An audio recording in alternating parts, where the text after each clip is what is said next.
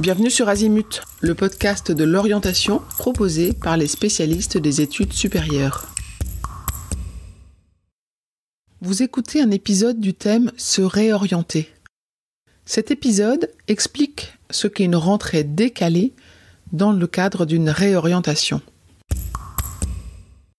L'orientation, c'est le fait de donner une direction à sa vie future. Mais elle est loin d'être une fin en soi. Il arrive parfois de se tromper ou simplement de souhaiter changer de chemin. Et aujourd'hui, dans cet épisode, nous allons parler de réorientation et plus spécifiquement de ces rentrées décalées. Alors, qui est concerné par la réorientation ?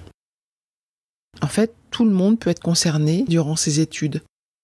Il s'agit là de dédramatiser le fait de se tromper. Ce n'est pas grave.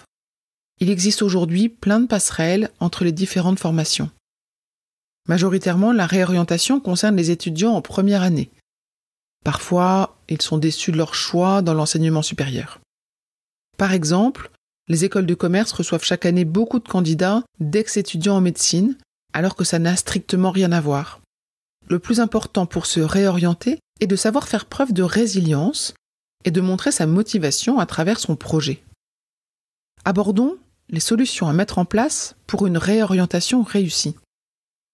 On peut aujourd'hui se réorienter sans repasser par la case départ. Il existe la voie des admissions parallèles ou celle de la rentrée décalée. Les admissions parallèles sont ouvertes aux étudiants qui ont par exemple validé une première année dans une filière et qui souhaitent intégrer une deuxième année dans une autre filière. Attention, ce type d'admission ne concerne pas toutes les formations.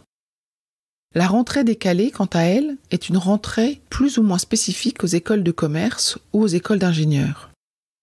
Il s'agit là d'une rentrée bien souvent en première année qui se déroule au mois de janvier ou de février et qui permet d'intégrer la promotion sans perdre une année scolaire.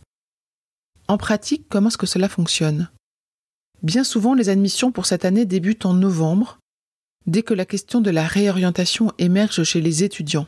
Les admissions pour cette rentrée se déroulent hors Parcoursup, directement sur les sites web des écoles. Les places sont limitées, les effectifs de promotion de rentrée décalée sont inférieurs à ceux d'une rentrée classique. Il est donc nécessaire de se positionner rapidement. Les petits effectifs de cette rentrée facilitent l'apprentissage, qui est souvent bien condensé pour rattraper un retard pris sur l'année scolaire en cours. Pour conclure cet épisode, disons que se réorienter est possible dans l'enseignement supérieur grâce à divers passerelles en admission parallèle ou en rentrée décalée. Il vous suffit désormais de choisir pour mieux rebondir. Cet épisode est terminé. À bientôt sur Azimut.